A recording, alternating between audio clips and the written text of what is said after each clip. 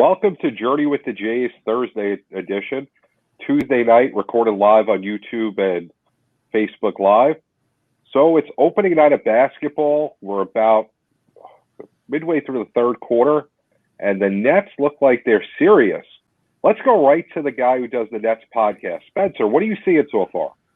I'm seeing exactly what I saw in the preseason, which is, and I said this as a preview before the game, but the way the offense is going to go, it's going to go through Kyrie and KD.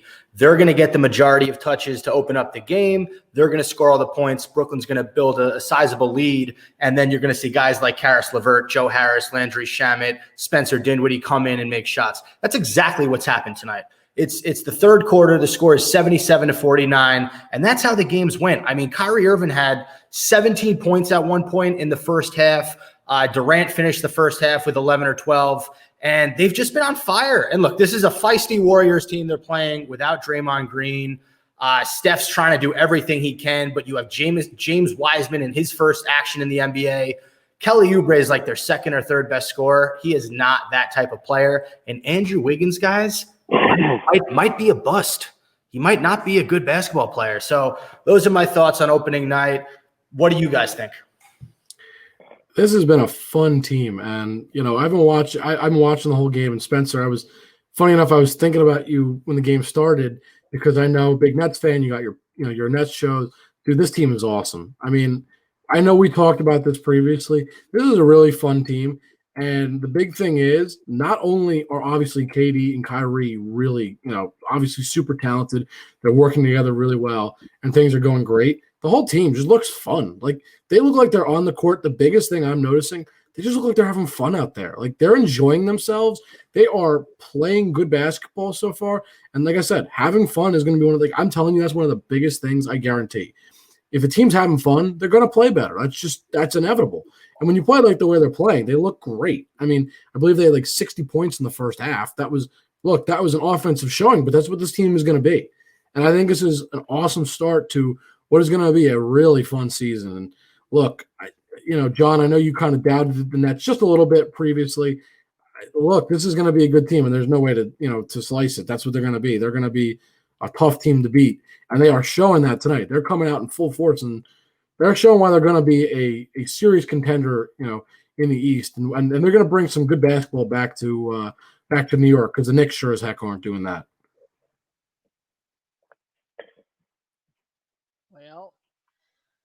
Like I said, it's just one game.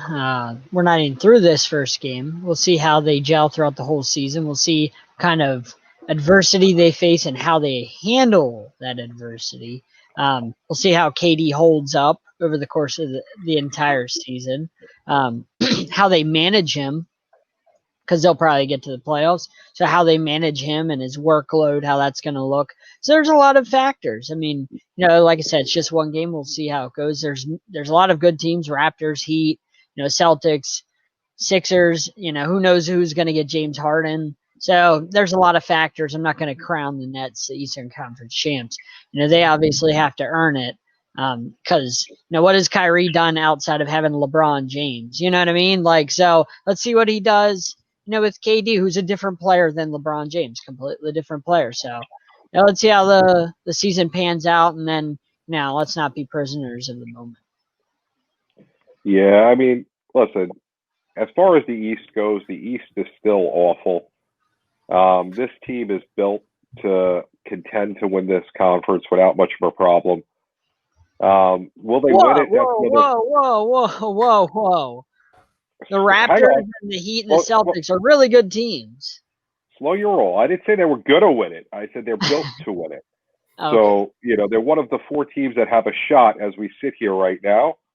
Will they do it? Well, it depends on if KD and Kyrie can stay healthy. Like I said, and I tweeted out to Spencer earlier, Kyrie being hurt last year was a blessing in disguise. It got all these other guys meaningful minutes.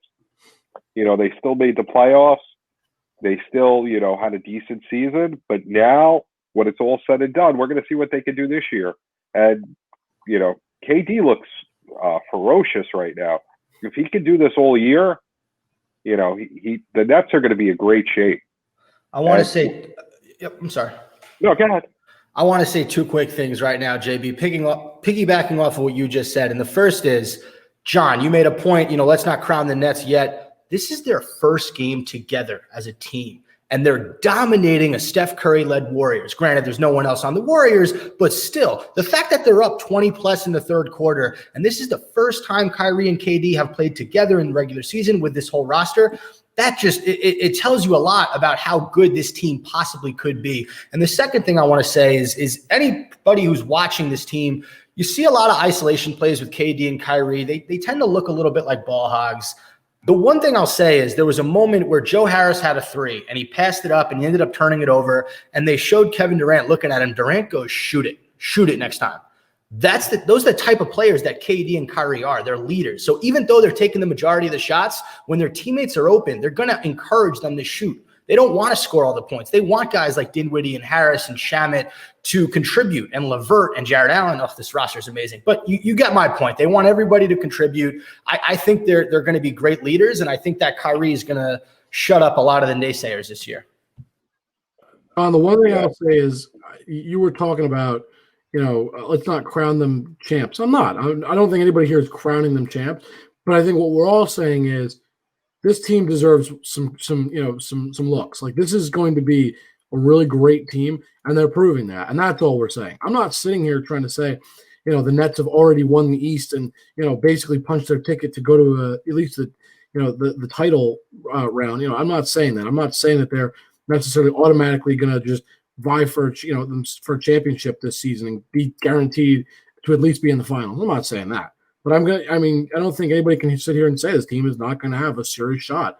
They have two of the best basketball players in the whole game right now, and they're playing great. And more importantly, I think the one thing that they're going to do that we haven't necessarily talked about yet, I think the big thing that KD and Kyrie and Spenser just kind of touched on it, but I think the big thing they're going to do is they're going to help make their teammates better. Like, that's what great, just players in general, all sports do. Like, great leaders, great players, they always bring up their teammates, and they elevate play. I think that's what we're going to see with the Nets. Like, you're going to take guys that are not necessarily straight up superstars like KD and Kyrie, but we're going to see them make this team an all-star team, because there's two ways you can have a team. You can have a team of all-stars or an all-star team. And we've seen the Warriors have kind of like an all-star team and a team of all-stars all at once, where they had, KD, they had Steph, and they had Clay. They had, they tried to build the superstar team, but they also worked well together. We're not going to see that with the Nets. We're not going to see all superstars, but we are going to see a team that's going to work really nicely together. And that's why I was saying I think this is a really great team to watch out for. And I know, John, you are one of those naysayers that were kind of like, well, let's hold our horses. I don't know how this team's going to be. And I'm not.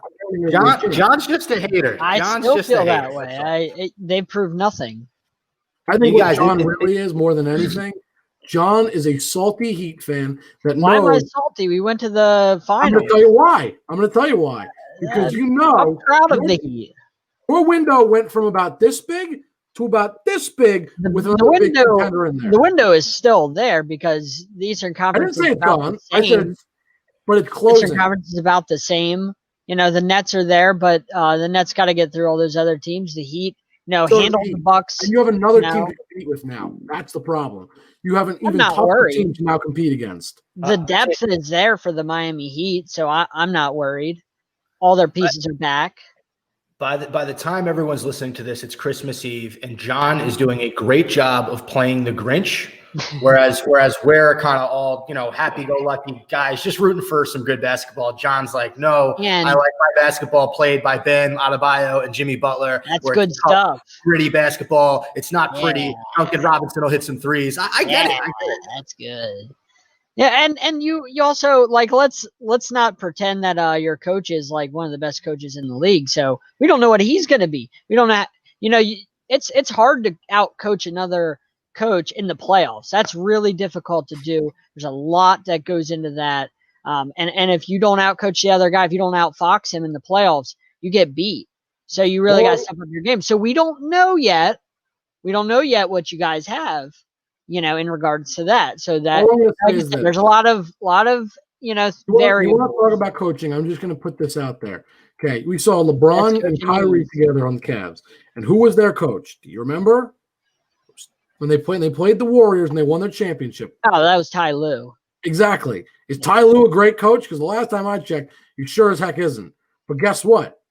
Steve Kerr is. We all agree Steve Kerr is one of the best coaches in the league. But guess what?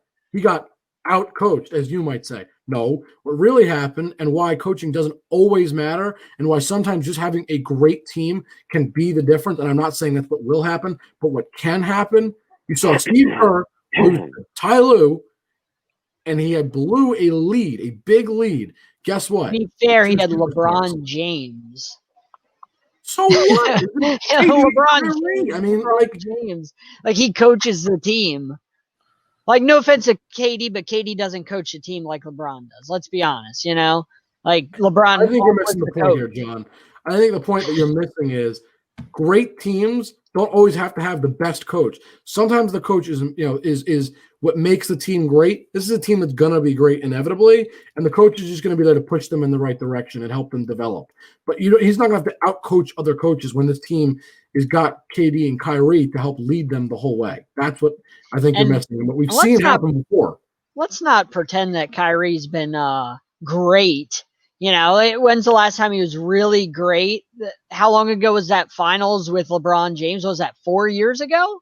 Hold on. Are you saying the last time it really been 4 years ago? That Kyrie. It's really been that Kyrie. That look up his numbers. But he hasn't been the same. He hasn't been the same guy. He also hasn't been healthy. He also hasn't been healthy. He hasn't been the same guy. Clearly, just the eye test, he doesn't look like the same dude he was in Cleveland.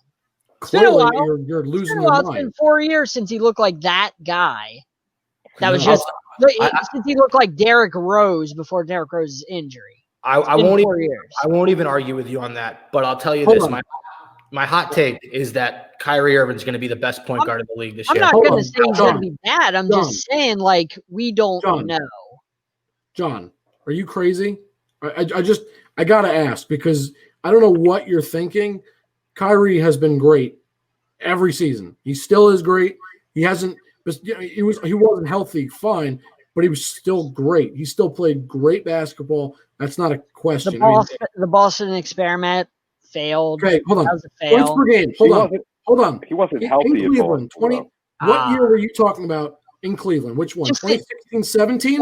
So when they won their championship, he looked like an unstoppable force. So that was 15-16. His points per game was 19.6. Since then, 16-17, 25.2. 17-18, 24.4. 18-19, 23.8. And 19-20, 27.4. So you're going to tell me he's worse? He's scoring more points per game now. How is he worse? He won them the championship when he looked unstoppable in Cleveland. Okay, so now, hold on. So John's changing his argument. I'm asking you. Well, I'm saying he doesn't look like that same guy as he did then. We haven't seen it in a long time. You can put up all the points you want, but the eye test matters too. And he doesn't look like the same guy. He hasn't since somebody that championship year. Help me here because I don't know what, John, you're talking about. He looks like the same guy. He looks great. The stats are there. The eye test proves it. I don't know who you're watching because he's looked great every year, even being not completely healthy. Wasn't the right fit in Boston. That's it's simple as that. Kyrie was not the right fit in Boston. But JB, I'll let you go on. And listen, it's pretty simple. The guy's a great player. He's not going to want to get overshadowed by Kevin Durant. He's back to the point where when he had LeBron on his team, where he has to step up so he's relevant.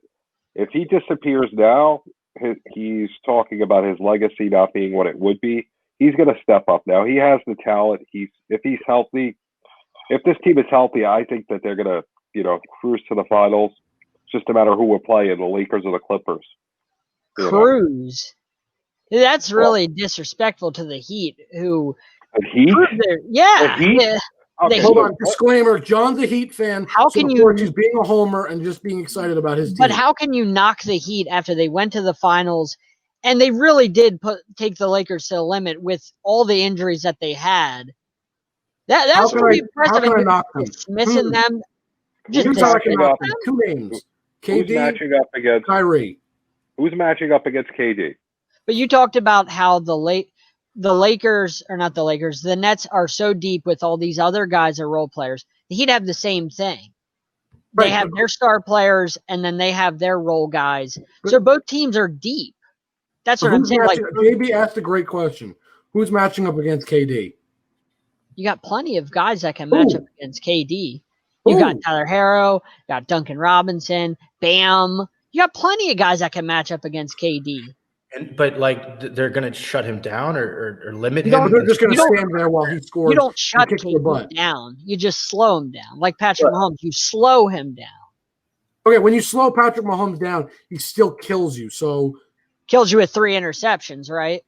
That's why he's a Super Bowl MVP. That's why when he was being beat in the playoffs against the Texans, he came back and won. Right. That's what great players do. I'm just saying. Slow him down all you want. You're not going to stop a guy like KD. That's your argument is Miami Heat did it when they beat him in the finals. When did they beat KD in the finals? When he was on the Thunder. 2012. Okay. Okay, so that was just KD. Because I'll go back and look at stats. I'm pretty sure he's good. James Harden, Russell Westbrook. That Miami Heat team also had LeBron James, Chris Bosh. I'm just saying, you said you can't stop him. You know, I'm comparing KD like a very early career in a very different scenario, very different team. And I also wouldn't say they stopped him. So he didn't win a finals. I'm not going to the ghost of Christmas past. I'm saying presently on the Heat, who's stopping them? Last time I checked, LeBron's in La La Land. We've got plenty of guys. You can doubt us all, but we're the Eastern Conference champs right now. So until you beat us, you have nothing to say. You really didn't have that many teams to go through. The Bucks? The Bucks? Okay, the Bucks are Giannis. Who were the number 1 seed, correct? Who never show up in the playoffs. But it doesn't matter. And they're Giannis. They're one team. And then we got through the Celtics. I mean, come on. Like, that's... I think everyone can be right here. I think that nobody wants to discredit what the Heat did last year in the bubble and the playoff. That was amazing. Having said that, and Jake said this earlier, they did not have to face a team with the star power like a KD and Kyrie until they met AD and LeBron in the championship. So obviously this is all speculation. We don't know what's going to happen, John. I mean, the Heat could be 1,000 times better than the Nets this year. All I think we're saying is the Heat did not have to go past this Nets team last year. So it's just going to make the East more interesting. I think that's it. Yeah. It should be fun. It's going to be fun to watch. And in all seriousness, I very much look forward to coming back to this, mid-season or end of the season to talk about like what happened. Because this is going to be a fun season. I think we can all agree on that as well. Definitely. Without a doubt. I was looking at the Christmas Day schedule real quick. Now, do you think the NBA did disservice to the fans not getting Ja to play on Christmas Day? I think so. I mean, honestly, out of the young guys, I think he by far is the most exciting to watch. Maybe it's because of his market. I mean, not that I agree with it, but maybe that's why they didn't put him on because of the small market. Yeah. It's not a big basketball market, in Memphis. I don't know. The one thing I will say, I like the Grizzlies. No, just to John's point. I mean, you look at the teams that are playing. You got Miami, big market. They were just, relevant last season, obviously making it all the way to the finals. Yeah, they have to play. The Warriors, big market against the Bucks, not necessarily a big market, but big name team, right? Nets, Celtics, that'll be a fun game, especially with all the big names.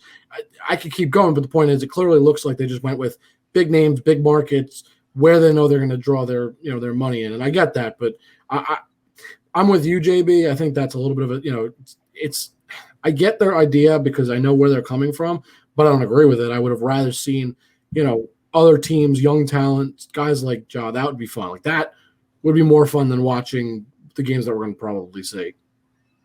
I think that you got to get him in. I think it's definitely a disservice to the fans. I think by far he's out of the year 2 guys, the most exciting to watch. And I want to see him play as much as possible. Is John Morant an all-star this year? He has to be. That's a great question. He has to. I think it's going to be close, though. The West has some good point guards. Think about the guards, man. You got John Wall. You got don't worry about John Wall. Steph Curry. Yep. Damian Lillard. Chris Paul will continue to get votes in Phoenix. Trust me. Partially because of his name and partially because of his play. And that team could be pretty good. A lot of fun to watch. Jamal Murray is another great young point guard. I know he's not near that all-star level, but he's pretty good. No, he's really good. He's really good. Yeah, I think he could be near that all-star level.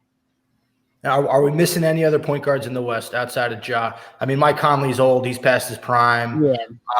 I can't think of anybody else. I can't think of it. But De'Aaron Fox is good for the Kings. Also, there was this – I don't know if you guys saw that story. Someone said that De'Aaron Fox wishes he played like – or someone said De'Aaron Fox wishes he was John Morant or something along those lines. It was a really weird thing to say. De'Aaron Fox was pissed about it. He made some comment on Instagram. It turned into this whole thing. Yeah, I'm sorry. I wanted to bring that up. I don't know if any of you guys had heard that. Nope. No, I missed that. That's interesting. That's okay then. So the Nets are up over 25 after 3. Is this pretty much what the Warriors are going to look like this year, or unfortunately, or are we saying that the Nets are just that good at this point? I think it's a combination of the two, but I will say I think a little bit more of it falls on the Warriors just because the guys that are around them. You know, it's going to be basically try to be the Steph Curry show. Like he's going to have to try and do it all on his own, and that's kind of what I think we're going to see is, you know, they'll win some games because Steph Curry is Steph Curry and he's great, and some of the other guys I'm sure will eventually step up more, but it's not going to be – this is going to be another losing season probably for the Warriors and definitely missing the playoffs at this rate. So just before we get off of basketball, since we're on in Atlanta, the Hawks, are they relevant this year? Are they getting the 8th seed or higher? I like a lot of the moves the Hawks made. The Bogdanovic signing is interesting. You put someone who can score in the backcourt with Trae Young. You bring back John Collins. He's been improving every single year. You have Clint Capella still, DeAndre Hunter from Virginia. I mean, they have a lot of solid players. The question is, can they put it together and can they compete against – you know, you're for that 6th to 8th seed, you're competing against the Magic. You're competing against the Pacers. You're competing against – you know, I don't want to say the Bulls because I think the Bulls are going to be out of the playoffs, but you're competing with those few teams. You really got to don't forget about Rajon Rondo. There, you're right. Rajon Rondo was an excellent offseason addition. He's a veteran with championship experience. He's coming off the championship himself. It's going to be interesting to see how the Hawks do. I would like to see them get the 7th or 8th seed. I think they have the talent. The question is, will they execute? Yeah, I agree. It's going to be close on those last few seeds because obviously the first, I'd say like 5 are basically carved out for the, you know, the obvious teams that we can go over, and we know that those last few seeds are going to get close. I do think they have the talent. It's just a matter of can they put it all together. Yeah, I think they're going to get the 7th seed off the top of my head. It's going to be close as we go down to the end of the year.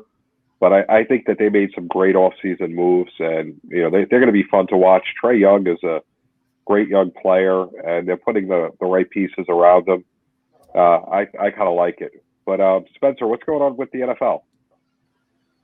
Yeah, so it was a big week if you like upsets. So we're going to start with the Monday Night Football game. The Bengals beat the Steelers 27-17. Maybe the biggest loser in this game was Juju Smith-Schuster. He did his pregame TikTok dance on the Bengals logo, and then he was held to 3 catches for 15 yards. He had a costly fumble after getting laid out by Von Bell. JB, let's start with you. Do the Steelers just stink now? Something's not right. I don't know what it is. You know, I think it's one of those things you can't turn it on and off, and they kind of turned it off during that whole debacle over Thanksgiving where the game against the Ravens got pushed off, and somehow they lost their focus. If they don't get it back soon, they're in deep trouble. You know, they've blown how many games in a row? Is it 3 now? 3. They're actually have to be careful about winning the division at this point. You know, so this is, if they're not going to wake up sometime soon, they're in trouble. Jake? So I just want to first of all say shout out to Juju Smith-Schuster for having a terrible game. Thank you for that because it allowed me to beat John in our fantasy football playoffs, and I am heading to the final. John, it was a good game. I just got lucky, but on a more serious note. The Rams decided not to play defense against the Jets. Well, I'm sure we'll talk about that in a minute. But on a more serious note, look, I know we've talked about this, but the Steelers are not their record is better than what they really are. Like, are they a good team? Yes, absolutely. I'm not going to sit here and say Steelers not a playoff team because I'd be lying if I said that. But are they an 11 win team? They're just not. They've exceeded what they should have.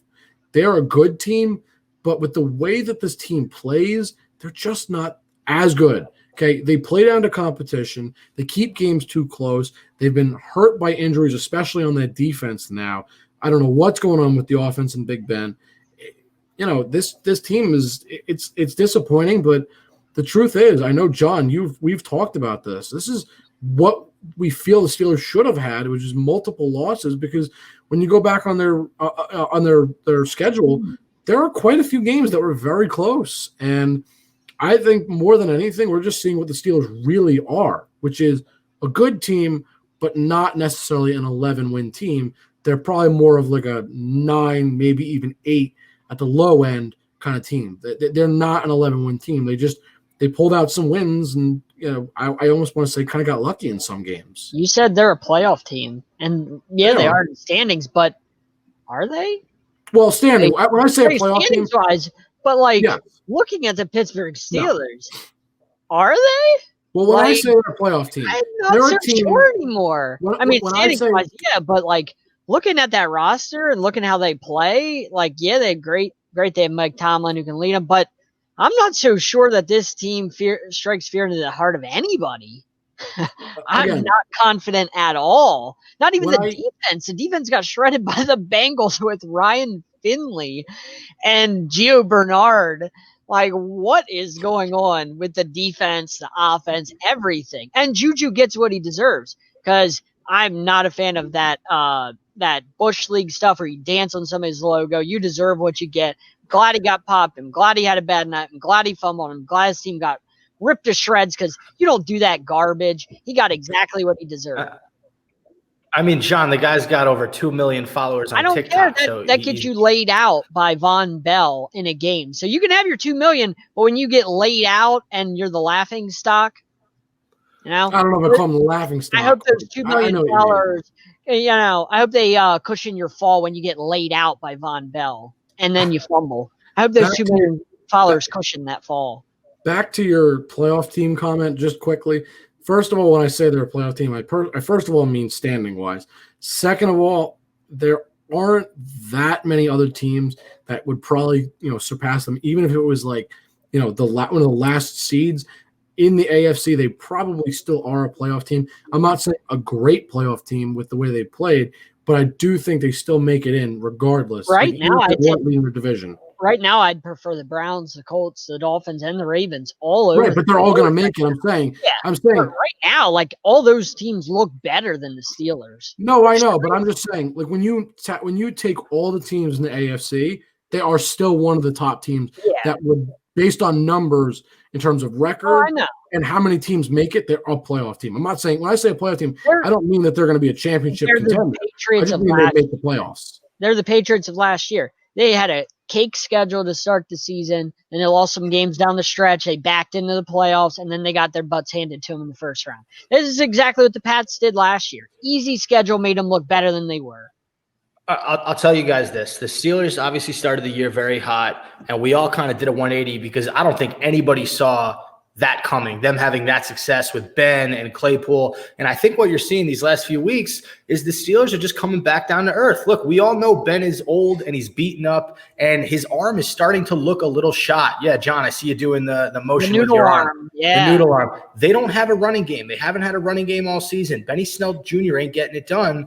And their receivers have kind of fell off. I mean, Deontay Johnson had that stretch where he had a ton of drops. Juju Smith-Schuster has had a very down year. And Claypool, who was the surprise of the first 8 or 9 weeks, he hasn't been really doing a lot the last few weeks. So it's interesting to see how quickly their offense dropped off. And then obviously that's discouraging for the defense.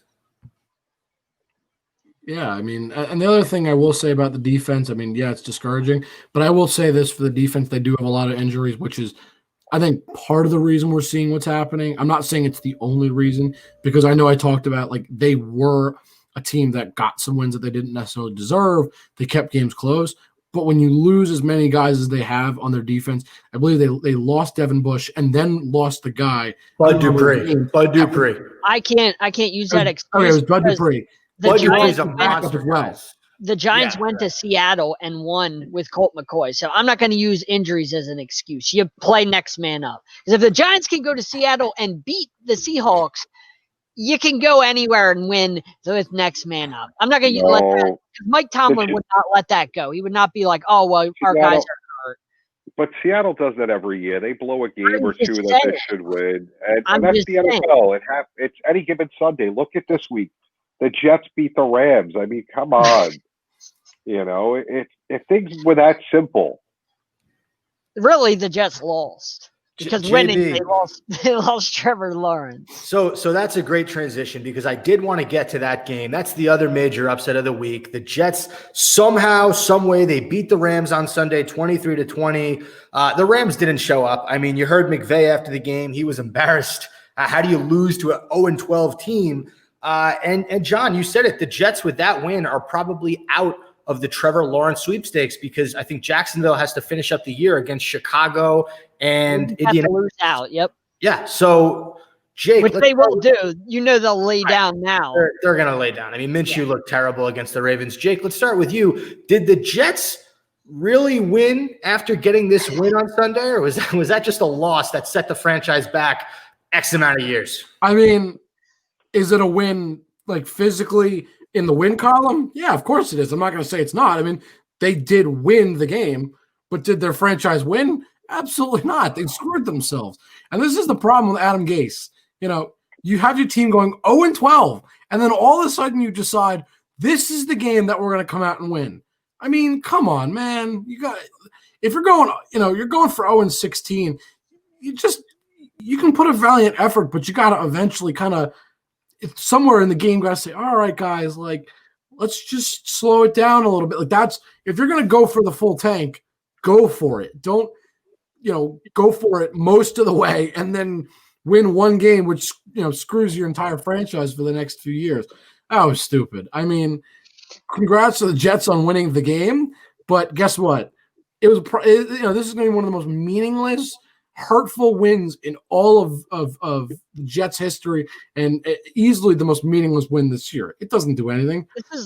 This just hurt the Jets so poorly. This was the Jets thing to do. The most Jets thing to do. This is like that Thanos meme where it's like the Jets say, we won, and then Thanos is like, but at what cost? This is, JB and I both just said, this was the most Jets thing you can do.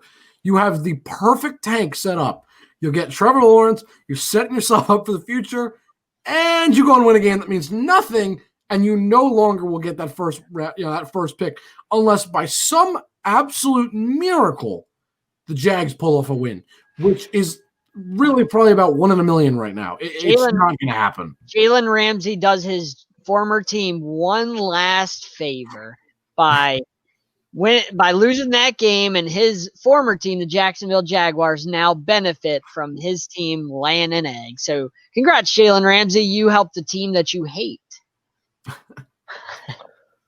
We just talked about the AFC least, so I want to talk about the AFC beast, and that is the Buffalo Bills. I mean, they won the AFC East. I think it was the first time in 25 years, right, with that win on Sunday?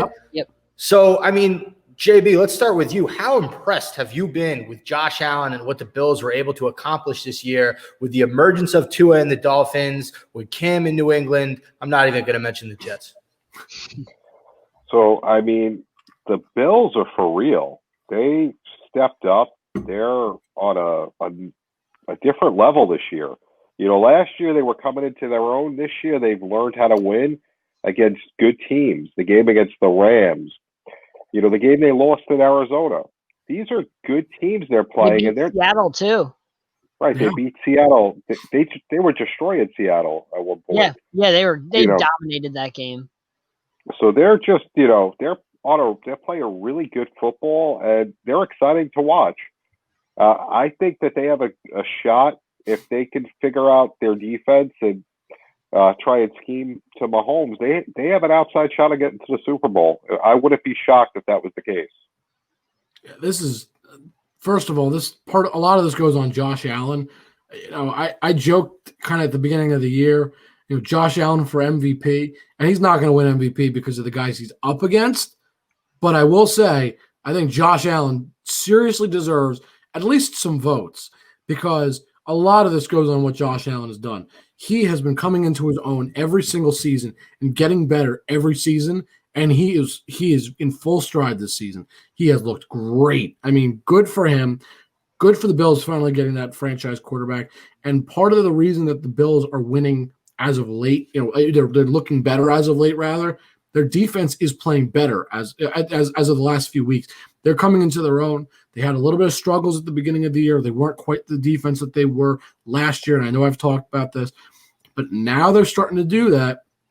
And the whole team's playing all at once, right? The defense is playing like they should. And Josh Allen is playing even better than last season. He's got Stephon Diggs, and I think that's another huge thing. Josh Allen having Stephon Diggs allows him to be a better quarterback. It gives him that number one receiver, which he seriously needed. And John Brown is a good receiver, but he's of course not Stephon Diggs. He's a nice compliment to have. But Stephon Diggs being on the Bills is it's probably one of the biggest reasons that Josh Allen is stepping up, and now that offense is stepping up. It's all feeding into themselves, and you guys say they have an outside chance to beat the Chiefs. I don't disagree. I mean, if I was betting, I'd pick the Chiefs, of course, just because the Chiefs are the Chiefs and Patrick Mahomes is Patrick Mahomes. But if they won, would I be surprised? I wouldn't be either. I could see it happening. It's not totally impossible, and that's a good coaching, good offensive play, and great quarterbacking and an improved defense. In terms of the way they play. I mean, good for the Bills. Bills Mafia has waited a long time for this, and I know they are celebrating right now, and they deserve it. John, real quick, because these two teams, the Bills and the other team is the Titans, both have been very hot lately. The Titans have Derrick Henry. Ryan Tannehill looked incredible on Sunday. And thanks to him, I lost in my fantasy football semifinal. But who are you more scared of right now? The Buffalo Titans. Bills, or you're more scared of the Titans? Tell me why. Yeah, because they can run the ball. The Buffalo Bills can't run the ball for anything. So that means you're not really keeping the ball away from Patrick Mahomes all that much. So if you're throwing a lot of deep balls, then your drives are faster. Throwing incompletions, it's not killing any time. You got to be able to run the ball in the playoffs, and that's something the Bills don't have. They have good running backs that haven't produced this year. I like Zach Moss. I like Singletary. But these guys haven't produced, and they got to shore that up, much like the Steelers have to, the Dolphins have to. The Titans are fine. Titans are perfect. The Colts are great. The Browns are great. They all got great run games. And in the playoffs, you really have to have a good run game to be able to slow down guys like Mahomes. So that's the thing that scares me about the Bills, plus the lack of experience for Josh Allen in the playoffs. So those factors make me kind of, iffy on the Bills because, it's kind of like I'll have to see it firsthand because there's a lot of things. But the Titans, they really, they were up 10-0. They had 2 10-point leads against the Chiefs last year. And then Derrick Henry's still there. So they can still do it. I still believe in that Titans team. Let me rephrase the question real quick, and I want all you three to answer. After this Kansas City Chiefs, who is the second most dangerous team in the AFC? The Titans. Well, first of all, I want to go back to what John was talking about, and I do agree with the Titans, actually. But I want to go back to what John was saying because, I just talked about how great Josh Allen is, and nothing to take away from him. Josh Allen has had a great season. 4,000 yards, 68%, almost 69% completion percentage, 30 touchdowns, and 9 interceptions. And John, you just talked about the Titans' run game, yep. But let's not forget Ryan Tannehill. And I never thought I'd be saying this. Yeah, he has been great. Tannehill is up there with Allen in terms of his stats, his play. 66.5 completion percentage, almost 3,500 yards, 31 touchdowns, and only 5 interceptions. They're deadly on that play action. On that play action game, they are deadly. And the other thing is that the Titans have over the Bills, what I will say, is they have a better 1-2 punch at receiver. They have A.J. Brown. A.J. Brown is it's close. But I know, I'm just saying, close. I prefer A.J. Brown and I love Corey Davis. He's not, a flashy guy, but he can get you some big plays. He can get a lot of yards. He's had, I don't remember how many offhand, but I believe I want to say around 7 100-yard games. He's had a really great season. And I know that the Bills are playing well. Again, not taking anything away from them, but Titans have played really great football. Tannehill's been just as good as Allen, if not better. And John, you said it, that running back, that running game, Derrick Henry is an absolute animal on the field. He is unbelievable. He needs about it's a little over, I think it's not even 500 yards to break the rushing record. I believe it's it's close. Derrick Henry can do it. That's the point, is Derrick Henry can break the rushing record. That's how good of a season he's having. He's just been insane, and he's tough to stop. And like I said, the Titans last year had 2 10-point leads on the Chiefs in the conference championship. So, that gives me faith that they can pull it off. Well, who knows, but they have a shot. JB, who's your second team in the AFC after the Chiefs? After the Chiefs, I'm going to go Bills. Bills are oppressing me. I like them. I mean, the Titans are good, and they can run the ball, but I just like that the Bills have a hunger. The Titans, they just don't show it to me. I mean, I don't know. And I'm not impressed with their offense outside of Derrick Henry. I'm really not. Not A.J. Brown? Or Corey Davis? Or Ryan Tannehill? Love A.J. Brown. No. Nothing flashy. I mean, as a Giant fan, that should be what I'm used to. Because, all our Super Bowls, we were never flashy. But I'm not excited by them. I don't think that's a team that's going to win. But do they have to be flashy to be good? No, Patriots were never really flashy. I don't mean that to say that you're saying that. I'm just, I asked that because you're saying, well, they're not flashy, but they are good. There's no doubt, and I know you know that. Yeah. Listen, I'm not saying that, they're miles behind the Bills. I would like to see that game every Sunday. I think it would be enjoyable football. Mm-hmm. But, if my gut tells me, I'd go with the Bills right now, head to head. I think I would go with the Colts as the second best team in the AFC. The Colts. That's a good choice. They have one of the best defenses in the NFL. They've found their running back in Jonathan Taylor. He can play. They got that great 1-2 punch with him and Naheem Hines. And T.Y. Hilton's starting to come back, look pretty good. Michael Pittman. Is that his name, Michael Pittman? Michael Pittman, yeah. He's been great. Obviously, the big question is, can Phillip Rivers hang with some of these other offenses in the AFC? Yeah. You want to talk about noodle arm, but I really, really, really like the Colts. I think they're actually a better version of the Browns, in my opinion. And nobody's talking about the Browns. I don't believe in them, but nobody here is talking about them, and that's interesting that they haven't really been brought up. After what they did to your Giants, I know JB was high on them. I'm sorry. I mean, the Giants played better football a couple weeks ago, but they've kind of come back down to earth. I think us as Giants fans can humbly admit that that's what's happening here. Do we want to talk NFC East football, or do we want to move on to another sport? We can talk about it for a few, even though it's got a little bit of time left. All right. Okay.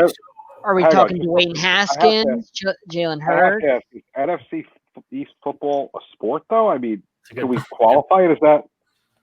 Well, listen, the Cowboys were the only team on Sunday in the NFC East to win.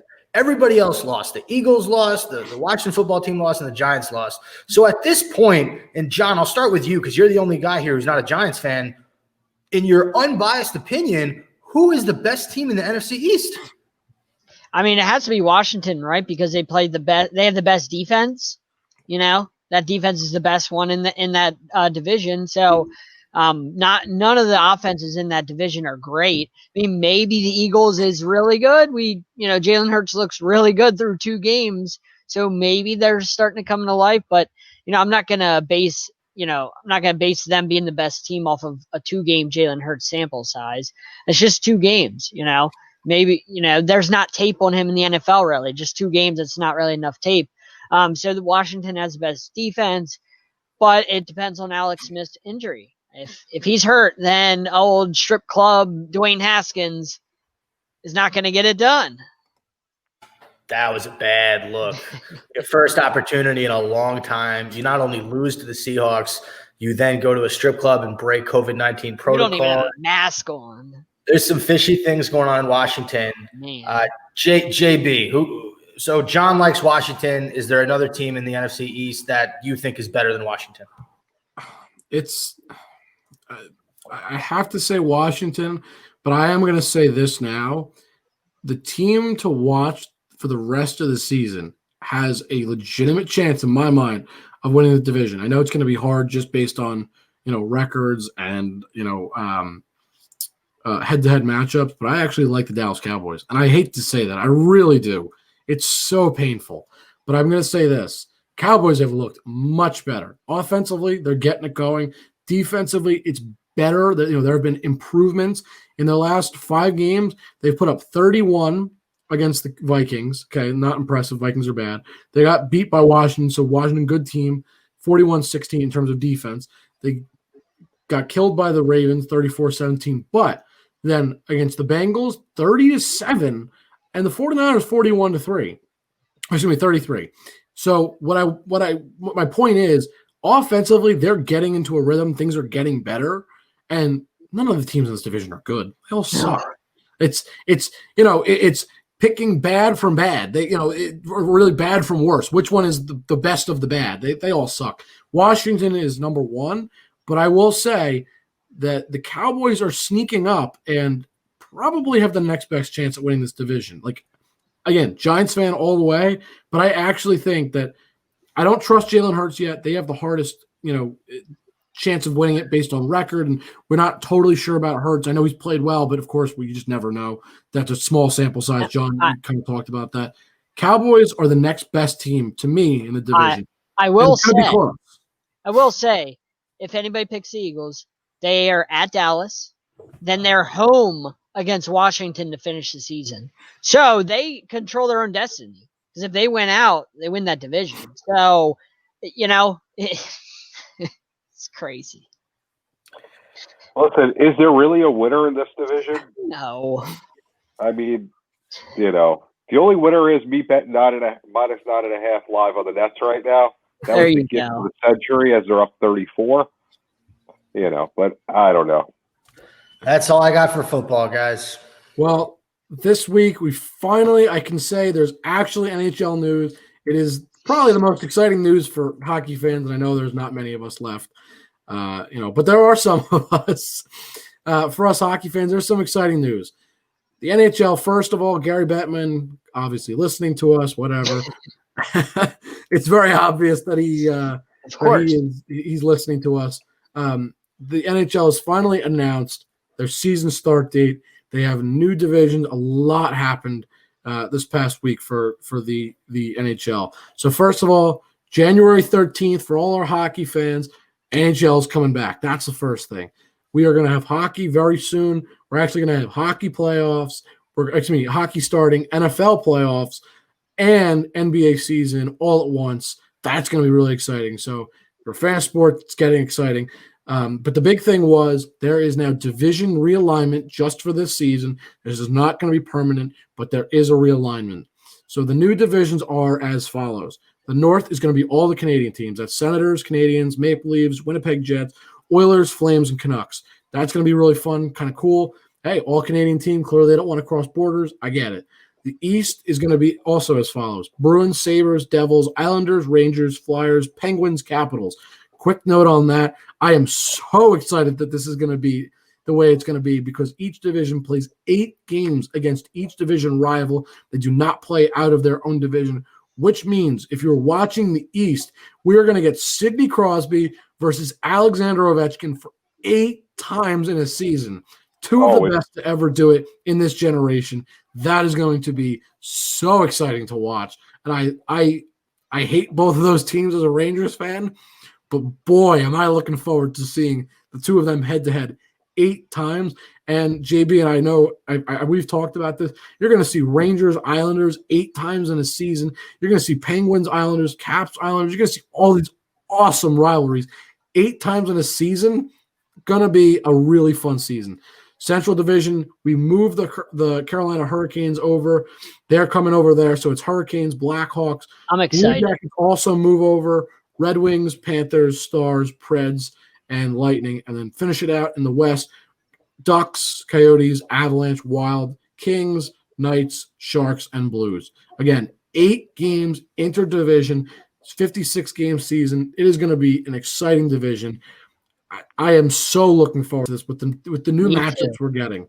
And John, I was going to say, I want to go to John because I know John's a hockey fan, and he's probably the next biggest hockey fan out of all of us besides me. How do you feel about the Hurricanes? I think it's fun. Playing with these new teams. What do you think? I think it's fun. They can hold their own. I'm excited to play a team like the Blackhawks. We never really get to play them. So, I'm excited for it. It should be fun. If we're a good team, then, we can beat teams like that. So I'm excited. I can't wait. I love hockey. I love going to games. It's been a while since I've been to a game. I have to go to a game again soon. Yeah, well, me and you both. When we can go to a game. Able to go. I look forward to that too. I have a special way of getting in. Yeah, I love the new divisions. I think it's kind of a take on our idea, not really the full idea. Gary wanted to, after we called him out on it, we had to go in a different direction, which is why the NHL took so long. So just make sure everyone follows along with us as we decide what happens in the NHL for the playoffs. We'll come up with a good plan for them. It's obvious whatever we say happens. So we'll move on to baseball. We got a little bit of baseball. 55 days, 2 hours, 37 minutes until spring train, until the pitchers and catchers report. I'm glad you got the minutes down. That's important. Make sure we hear the minutes. Roger Hornsby once said, people ask me what I do in winter when there's no baseball. He said, I'll tell you what I do. I stare out the window and I wait for spring. That's what I do. I'm in my football coma until pitchers and catchers report, and then I wake up like a groundhog coming out to see a shadow, come out to see the baseball, and I smell the grass. I feel a little bit of dirt. I'm ready for it. Anyway, I have a little bit, since there's not a lot of baseball going on. And it's I love that movie. Wow. It's actually one of my favorite movies, even though I hate the Red Sox. Everyone in Boston hates that movie. Why? It's a fantastic. You ask people in Boston, they're like, "Yeah, that's a terrible depiction of Red Sox fans." Jimmy Fallon's a fake Bostonian. The whole Jimmy Fallon's fantastic. All right, so what is you guys' favorite Christmas movie? Since we're right before Christmas, and don't you dare say that one. Don't say it. You can't say it. It's not a movie. It's not a Christmas movie. But I'm going to go around the table. What's your favorite? John, I'm going to say it just to annoy you now. Don't you say it. Die Hard is a Christmas movie, and you can't tell me otherwise. It isn't.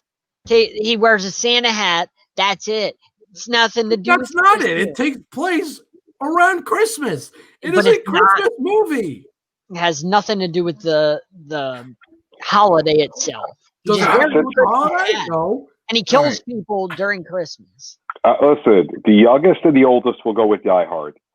Ugh. So, if I have to pick, I'd rather root for the Nets. I'd rather root for the Nets than acknowledge Die Hard being a Christmas. If I have to pick what John considers a real Christmas movie, and I put quotes around that because that is a real Christmas movie, I go with National Lampoon's Christmas movie. Oh, great movie. Gosh, I love that movie. But Spenser? Die Hard is a Christmas movie, and it is my favorite, and you cannot tell me otherwise. Oh, my God. So, even though I'm Jewish, I still love Christmas movies. And Happy Hanukkah. Thank you. I think it passed a few days ago, but thank you regardless. And, I actually have a friend. I go to my family, goes to this every single year, and he always has the Christmas Vacation movie on. With Chevy Chase. Yeah. So I've seen that about 190 times. I'll tell you this. I'll throw one out of left field here. I like the third Harold and Kumar movie, the Harold and Kumar Christmas movie. I thought that was really funny. It was in 3D. It had the same guys from Harold and Kumar 1 and 2. Oh, I love that movie. It's very funny. It was solid. So let's go with that. Or Bad Santa. I mean, you can't beat Bad Santa.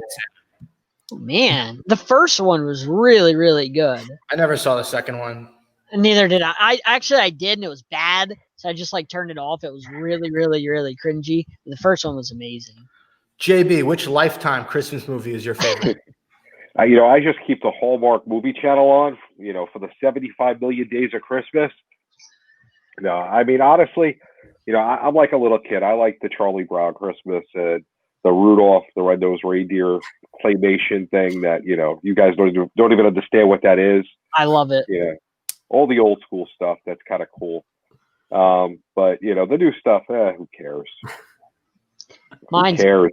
Mine has to be Elf. I just absolutely love Elf. That's a good one too. Love Elf. That's up there for me. And Jingle All the Way with Arnold Schwarzenegger and Put the cookie down. Yes, it is. That's in my top 5 easily. So I'm actually writing a screenplay between Die Hard, Elf, and Jingle All the Way to combine the plots. It's going to be pretty sick. You might want to see it. Christmas 2025. I think Spenser would rather count down the pitchers and catchers report. Spenser has a computer. He doesn't need to count down the days. I like JB's idea. Die Elf all the way, right? You just combine it. And I still don't think it would be a Christmas movie. Did you guys ever see The Night Of or The Night Before with Seth Rogen and Joseph Gordon-Levitt? No, I didn't. Oh, I count that as a Christmas movie. That was I count that as a holiday movie. You should watch. That's very funny. Anthony Mackie's in it too. It's just a very well done movie. Seth Rogen's, he's on drugs the whole movie. It is what it is. I mean, probably every movie he does, I would imagine. Just my guess. Never. Never has he ever. No. That's all I got for my. I just wanted to throw some Christmas fun out there since right before Christmas.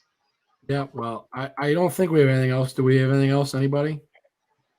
Hopefully everyone has a happy holiday. Merry Christmas to all that celebrate. Happy Hanukkah for those that we missed. Happy Kwanzaa if you celebrate Kwanzaa or whatever you're celebrating. Hopefully everyone, gets to spend some time with their family and enjoy. But this has been Journey with the Jays Thursday edition. If you listened on Tuesday, you got the advanced Christmas wishes. We got the Nets win, so the Nets are already starting to give us some Christmas hope. The Heat are going to flame out as usual. But that's really it. Don't forget to listen to the program. The 100th episode is actually on as of today, and you might know the guest. Have a happy holidays and Merry Christmas, everyone. Happy holiday, happy new year. Stay safe, stay humble, and I love you all. Merry Christmas, happy holiday.